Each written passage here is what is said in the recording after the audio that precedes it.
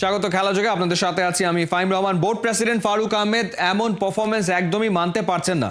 বোলারদের নিয়ে চরম হতাশ, ফিল্ডিং নিয়েও সন্তুষ্ট না বোর্ড প্রেসিডেন্ট। তবে ফারুক মনে করছেন এই ধরনের উইকেটে নতুন শিক্ষা নিতে পেরেছে টাইগাররা। ওয়েস্ট ইন্ডিজের সেন্ট কিটস থেকে নাইয়ান বিন জসিমের পাঠানো রিপোর্ট।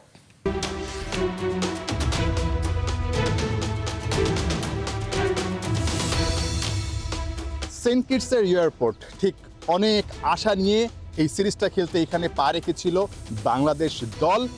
এই সিরিজটার আগে টানা 11টা ম্যাচে ওয়েস্ট ইন্ডিজকে টাইগাররা হারিয়েছিল। সুতরাং এই সিরিজটা জিতে হ্যাটট্রিক ওয়ানডে সিরিজ জেতার একটা স্বপ্ন দেখেছিল ওয়েস্ট ইন্ডিজের মাটিতে টাইগাররা, কিন্তু সেটা হয়নি। হতাশা নিয়ে এই এয়ারপোর্ট দিয়ে কিছুক্ষণ আগে টাইগাররা চলে গেছে সেন্ট ভিনসেন্টে। একই এয়ারপোর্ট দিয়ে বোর্ড প্রেসিডেন্ট ফারুক আহমেদও আসলে এক বুক হতাশা নিয়ে তিনি ফিরে গেছেন। তবে তার গন্তব্য সেন্ট ভিনসেন্ট না, তিনি চলে গেছেন আসলে দেশের পথে। বাংলাদেশ থেকে এসেছিলেন, 2টা ওয়ানডে দেখবেন, শেষ পর্যন্ত 3টা ওয়ানডে দেখেছেন, কিন্তু ফিরে গেছেন এক বুক হতাশা নিয়ে।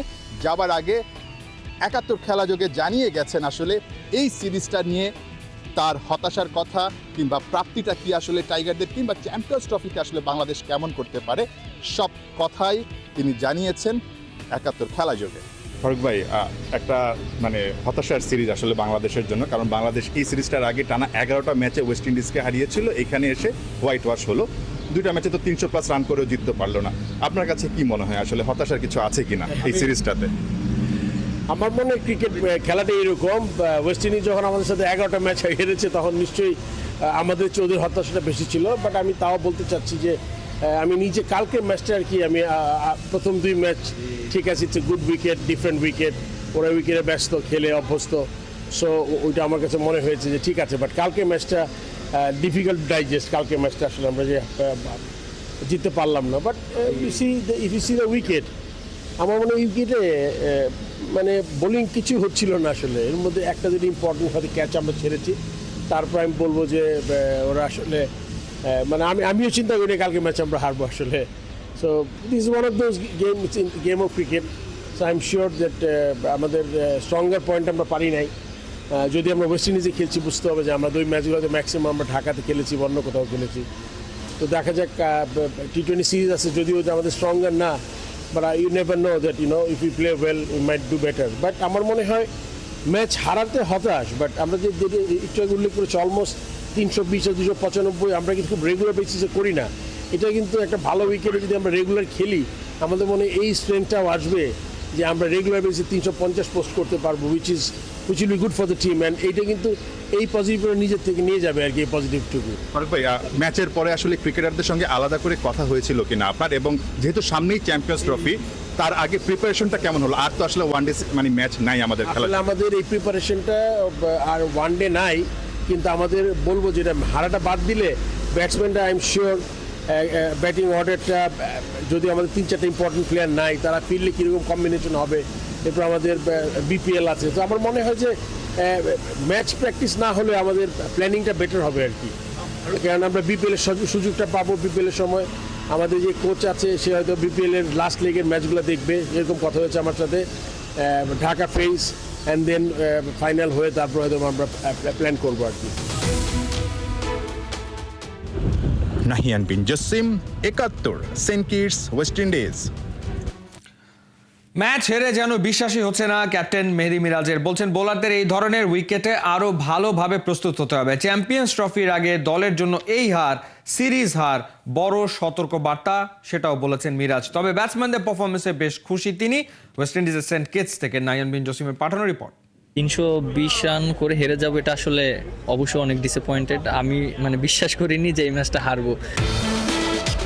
আমির জঙ্গর ছক্কা মেরে সেঞ্চুরি হাঁকা, ডেবুটেন্টের কাছে টাইগারদের ম্যাচটাই হেরে বসা। 321 রান করেও এমন পরাজয় বিসিবি প্রেসিডেন্ট যেন কিছুতেই মানতে পারছিলেন না। চোখে মুখে স্পষ্ট রাজ্যের হতাশা। আতশবাজিতে ক্যারিবিয়ানদের ট্রফি নিয়ে উল্লাস, পাশেই দাঁড়িয়ে থাকা সিরিজের টপ রান স্কোরার রিয়াদ আর ক্যাপ্টেন মিরাজ। ব্যাট হাতে দারুণ একটা সিরিজ শেষ করেও দুজন বড্ড বেশি হতাশ। শেষ ম্যাচটায় দারুণ ব্যাটিং করেও ম্যাচ হেরে যাওয়া মিরাজের যেন কিছুতেই বিশ্বাস হচ্ছে না। সবকিছু সবকিছু ঠিকঠাক থাকলে ওয়েস্ট ইন্ডিজের মাটিতে হ্যাট্রিক ওয়ানডে সিরিজ জয়ের উদযাপনটা বাংলাদেশ করতে পারত ঠিক এই জায়গাটায় দাঁড়িয়ে, কিন্তু সেই উদযাপনটা করেছে ওয়েস্ট ইন্ডিজ ক্রিকেট দল। এই 3 ম্যাচের ওয়ানডে সিরিজে বাংলাদেশ হোয়াইট ওয়াশ হয়ে গেছে। টি-20 সিরিজের আগে বাংলাদেশের আত্মবিশ্বাসের কোনো কিছুই আসলে থাকলো না। মিরাজ, ডিসঅ্যাপয়েন্টেড, মানে এরকম একটা ম্যাচ 221 রান করার পরও বাংলাদেশ হেরে যেতে পারে, সেটা কি অ্যাজ এ ক্যাপ্টেন আপনিও কোনোভাবে বিশ্বাস করেছিলেন কিনা, বা কোন জায়গাটায় আসলে আপনারা সবচেয়ে বড় ভুল করার কারণে আসলে 4টা ওভার আগেই ওয়েস্ট ইন্ডিজ ম্যাচটা জিতে নিল আপনার কাছে মনে হয়? 320 রান করে হেরে যাবো, এটা আসলে অবশ্যই অনেক ডিসঅ্যাপয়েন্টেড। আমি মানে বিশ্বাস করিনি যে এই ম্যাচটা হারবো।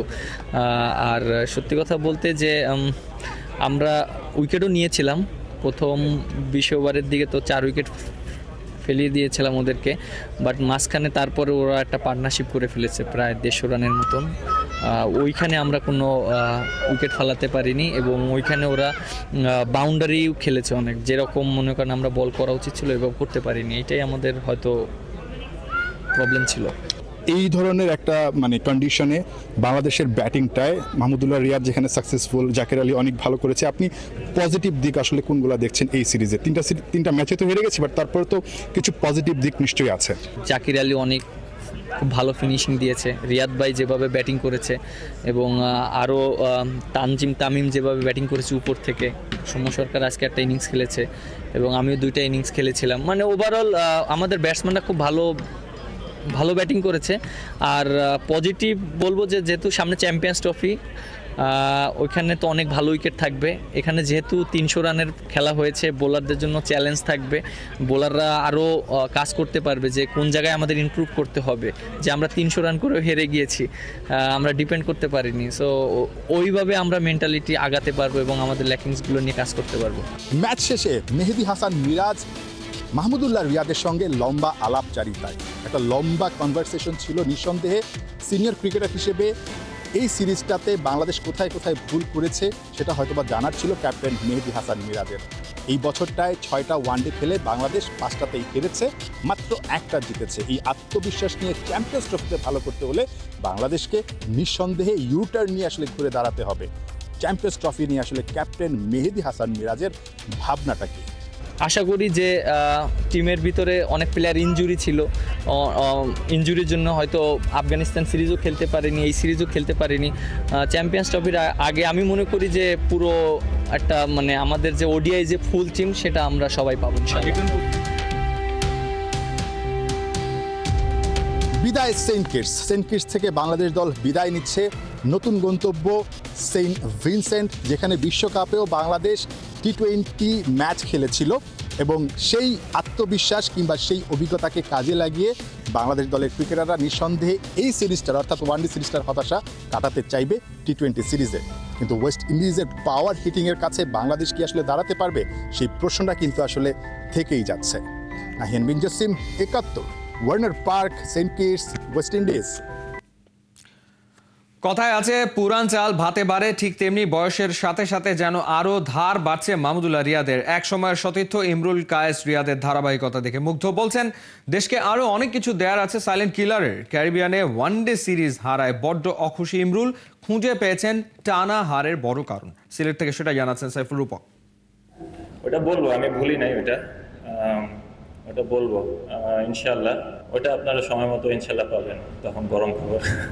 গরম খবরটা দেওয়ার সময় কি এখনো হয়নি মাহমুদুল্লাহ রিয়াদের? সাইলেন্ট কিলারকে যারা বঞ্চিত করেছিল হয়তো তারাই এখন মুখ লুকানোর জায়গা খুঁজছে, কারণ ওডিআই ক্রিকেটে মাহমুদুল্লাহর ব্যাটটা দারুণ কথা বলছে। উইলো চালিয়ে প্রতিবাদ জবাব চলমান আছে। 2023-এর মার্চ থেকে সেপ্টেম্বর হাথুরু সিং এসেই রিয়াদকে 6 মাসের বিশ্রামে পাঠিয়ে দেয়। দায় কি এড়াতে পারবে সে সময়ের বোর্ড সভাপতি সহ অন্যান্য পরিচালকরা? এত ক্ষমতা হাথুরুকে কেন দিয়েছিল বিসিবির আগের কমিটি? সেই রিয়াদকেই ওয়ানডে বিশ্বকাপে ফেরাতে বাধ্য হয় বাংলাদেশ ক্রিকেট বোর্ড। ভারতের ওয়ার্ল্ড কাপে টাইগারদের পক্ষে সবচেয়ে বেশি রান করে তখনই জবাবটা দিয়েছেন দেশের সবচেয়ে অভিজ্ঞ এই ক্রিকেটার। বছর ঘুরেছে যেন রিয়াদের ধার আরও বেড়েছে। ক্যারিবিয়ানে 3 ওয়ানডেতেই মাহমুদুল্লাহ শো চলেছে। 39 বছর বয়সী রিয়াদের ফিটনেস, ফর্ম, টাইমিং সব ইমরুল কায়েসকে মুগ্ধ করেছে। যে সিচুয়েশনে যেভাবে খেলার দরকার দলের জন্য ওইভাবে খেলে যাচ্ছে। মানে খুবই ভালো ব্যাটিং করছে আলহামদুলিল্লাহ। উনি 4টা পর আপনারা দেখলেন যে 50 করেছে, একটা অলমোস্ট 100 করতে মানে 98 আউট হয়ে নট আউট ছিল। আমার মনে হয় যে এটা মানে আমরা যেভাবে রিয়াদ ভাইয়ের কাছ থেকে এক্সপেক্ট করি ওইভাবে রিয়াদ ভাই এখন ডেলিভার করতেছে। শুধু রানটা না তো, ওই যে সিচুয়েশনে শেষ দিকে ফিনিশিং করা, গিয়েই আসলে মারতে হয়, অনেক সময় কলাপস করলে সেটাকে আসলে রিকভারি করতে হয়। এই যে নানা রকমের আসলে অ্যাক্টিভিটিস তিনি করেন, এগুলো তো আসলে এরকম বয়সে এসেও এগুলো তো আসলে দারুণ একটা মেসেজ বাংলাদেশের ক্রিকেটে নিশ্চয়ই। না, অফকোর্স আমি মনে করি যারা ইয়াং আপকামিং প্লেয়ার আছে তারা রিয়াদ ভাইয়ের ব্যাটিং দেখে অনেক কিছু শেখার আছে, কারণ এক্সপিরিয়েন্স যে কতটুকু কাজে দেয় সেটা রিয়াদ ভাই আমার মনে হয় দেখাচ্ছে ভালোভাবে। আর রিয়াদ ভাইয়ের এখনও অনেক কিছু ক্রিকেটে দেওয়ার আছে আমি মনে করি স্টিল, কারণ রিয়াদ ভাইয়ের যে এক্সপিরিয়েন্স, ওনার ব্যাটিংয়ের যে স্কিল, যে টেম্পারমেন্ট, এটা আমার অসাধারণ। এটা অনেক প্লেয়ারের শেখার আছে। ওয়েস্ট ইন্ডিজে 3 ওয়ানডেতেই ব্যাটিংটা মন্দ হয়নি বাংলাদেশের, যদিও বোলাররা ম্যাজিক দেখাতে চূড়ান্তভাবে ব্যর্থ হয়। বেস্ট 11 নিয়ে প্রশ্ন তুলেছেন ইমরুল কায়েস। ওডিআই টিমটা আসলে হোয়াইট ওয়াশ হয়েছে, এটা আসলে কোথায় কোথায় লুপহোলস আপনার কাছে চোখে পড়েছে? দেখুন, আমার মনে হয়েছে যে ফার্স্টের 2টা ওয়ানডেতে আমরা নাসুমকে মিস করেছি, নাসুমের বোলিংটা, কারণ মানে ওয়েস্ট ইন্ডিয়ানরা সবসময় লেফট আর্ম স্পিনে খুব একটা ভালো খেলে না, এবং উইকেটটা বেশি ভালো ছিল আমার কাছে মনে হয়। 3টা ওডিআতে ভালো উইকেট ছিল। আমরা ফার্স্টের দিকে রান কম করেছিলাম ফার্স্ট 2টা ওয়ানডেতে, আরও রান বেশি হওয়া হচ্ছিল, কিন্তু কালকে যেভাবে 320 করে হেরে গেছে এটা আমাদের জন্য অবশ্যই একটা হতাশার বিষয়, কারণ 30 রানে 3 উইকেট ফেলে দেওয়ার পরে আসলে ওইখান থেকে আমরা ম্যাচ হেরে গেলাম, এটা আমাদের জন্য আসলে দুঃখজনক। লিটন কুমার দাসের জন্য কি করা উচিত আসলে? লিটনের মধ্যে খেলে যাচ্ছে, চেষ্টা করে যাচ্ছে, হবে আস্তে আস্তে, সমস্যা নেই। আপনার লুপহোলস চোখে পড়েছে, তার কেন রান পাচ্ছে না, কোথায় সমস্যা, নাকি রেস্ট দরকার? এটা ব্যাটিং কোচ দেখবে। সাইফুল রূপক, 71, সিলেট। সাকিব আল হাসানের বোলিং অ্যাকশনের ত্রুটি নিষিদ্ধ করল ইসিবি। বোলিং অ্যাকশনের পরীক্ষায় উত্তরানোর আগ পর্যন্ত ইংল্যান্ড ও ওয়েলস ক্রিকেট বোর্ডের কোনো প্রতিযোগিতায় বোলিং করতে পারবেন না এই অভিজ্ঞ অলরাউন্ডার। প্রায় 20 বছরের ক্যারিয়ারে এই প্রথম বোলিংয়ে নিষেধাজ্ঞার মুখোমুখি হলেন সাকিব। ইসিবি শুক্রবার এক বিবৃতিতে বাংলাদেশের সাবেক অধিনায়কের বোলিং নিষিদ্ধ করার কথা জানায়। লাফবোরো বিশ্ববিদ্যালয়ে বোলিং অ্যাকশনের পরীক্ষা দেওয়ার পর ত্রুটি ধরা পড়ায় বাংলাদেশের অলরাউন্ডারকে নিষিদ্ধ করল England and Wales cricket board. বিপর্যয় আর হতাশার ভেতর থেকে অদম্য শক্তিতে ফিরে আসার নাম সাকিব আল হাসান। সামান্য অফ ফর্ম থেকে আইসিসির নিষেধাজ্ঞা, সব খারাপ সময় থেকে প্রবল বিক্রমে ফিরে এসে প্রমাণ করেছেন মিস্টার অলরাউন্ডার সবই পারেন। আবুধাবি টি10 থেকে লঙ্কান সুপার লিগ সবখানে ইনফর্ম সাকিব কি তবে আরও একবার দারুণ কোনো কামব্যাকের আভাস দিচ্ছেন? শ্রীলঙ্কার ক্যান্ডি থেকে জানাচ্ছেন খালিদ জামিল। ঘটনা শুক্রবার ম্যাচের আগে টস হেরে আগে ব্যাট করবে সাকিব আল হাসানের দল গল মার্বেলস। সবাই মিলে মাঠের মধ্যে জটলা পাকিয়ে টিম মিটিং, কিন্তু সেখানে সাকিব কোথায়? তিনি যেন বেছে নিয়েছেন একলা চলো নীতিকেই। কিন্তু কেন? ম্যাচের আগে প্যাডেড না হয়েই সাকিব মাঠে নেমেছেন শুধু নিজের ব্যাটটা হাতে নিয়ে। অল্প খানিক সময় বল হিট করাকে প্র্যাকটিস তো দূরের কথা, গা গরমও বলা যায় কিনা তা নিয়েও থাকতে পারে সন্দেহ। ড্রেসিং রুমে ফিরে যাওয়ার পথে অবশ্য মিটিংয়ে ঠিকই যোগ দিয়েছেন। রাজনীতিতে যোগ দিয়েছিলেন বলে দেশের মানুষের কাছে ফিরতে পারেননি, আর ক্রিকেটটা খেলেন বলে ফ্র্যাঞ্চাইজি টুর্নামেন্টের এই ব্যস্ত জামানায় সাকিবের ফেরা হয় না নিজের পরিবারের কাছেও। এসব কি তার মতো শক্ত মনের অধিকারী কেউ কখনো কখনো আবেগপ্রবণ করে কিনা তা কে জানে। সাকিবও কি শুক্রবার ক্যান্ডির বৃষ্টি ভেজা আকাশের মতো গম্ভীর হয়ে ওঠেন কখনো কখনো?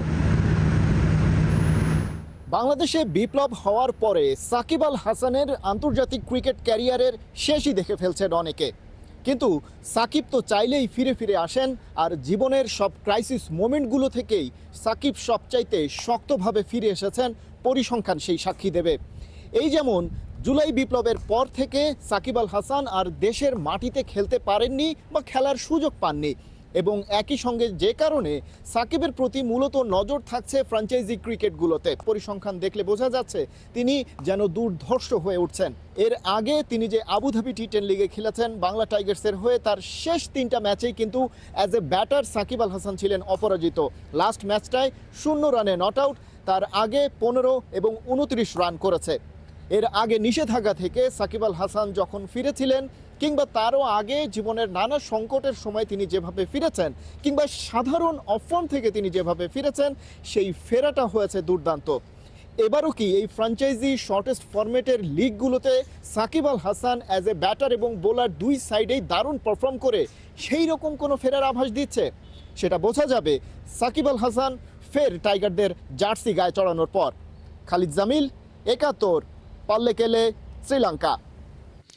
ফিফা র্যাঙ্কিং এর ৭ ধাপ এগিয়েছে বাংলাদেশ নারী ফুটবল দল। টানা দ্বিতীয়বার সাফের শিরোপা জেতায় র্যাঙ্কিং এ সাবিনা খাতুনদের উন্নতি। বর্তমানে ১৩২তম স্থানে রয়েছে বাংলাদেশ নারী দল। গত ৩০ অক্টোবর ফাইনালে স্বাগতিক নেপালকে হারিয়ে নারীদের সাফ চ্যাম্পিয়নশিপের মুকুট ধরে রাখে বাংলার মেয়েরা। দক্ষিণ এশিয়ার দলগুলোর মধ্যে সবার উপরে রয়েছে ভারত, ৬৯ নম্বরে আছে দলটি। ১০৩ নম্বরে আছে নেপাল নারী ফুটবল দল। নারীদের ফিফা র্যাঙ্কিং এর শীর্ষে যুক্তরাষ্ট্র, ২ নম্বর স্থানে স্পেন ও জার্মানি।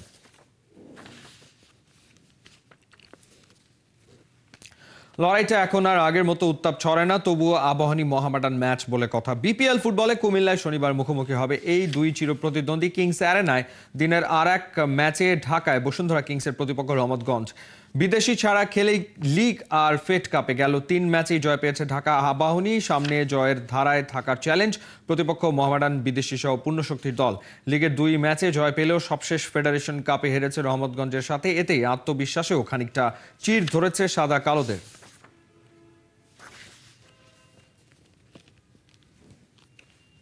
ম্যাক্স বিএসপিএ বর্ষসেরা সিরিজ রিপোর্ট ক্যাটাগরিতে রানার আপ হলেন ৭১ টেলিভিশনের স্টাফ রিপোর্টার মেহেদী নাইম। সময় টিভিতে থাকাকালীন বডি বিল্ডিং ফেডারেশনের দুর্নীতি নিয়ে ধারাবাহিক রিপোর্টের জন্য এই পুরস্কার পান তিনি। ২০২৩ সালের max বিএসপিএ journalist of the year হয়েছেন কালের কণ্ঠের রাহিনুর ইসলাম। প্রতি বছর ক্রীড়া সাংবাদিকদের সেরা রিপোর্টগুলোকে পুরস্কৃত করে ক্রীড়া লেখকদের প্রাচীন এই সংগঠনটি। এবছর মোট ৮টি ক্যাটাগরিতে ২৪টি পুরস্কার দেওয়া হয়। অনুষ্ঠানে বিশেষ অতিথি হিসেবে উপস্থিত ছিলেন ক্রীড়া সংগঠক ইঞ্জিনিয়ার গোলাম মোহাম্মদ আলমগীর। চলছে খেলাযোগ সরাসরি সংবাদ অনুষ্ঠান দেখতে চোখ রাখুন ৭১-এর ফেসবুক পেজ এবং সাবস্ক্রাইব করুন ৭১-এর ইউটিউব চ্যানেল। ৭১-এর সাথেই থাকুন।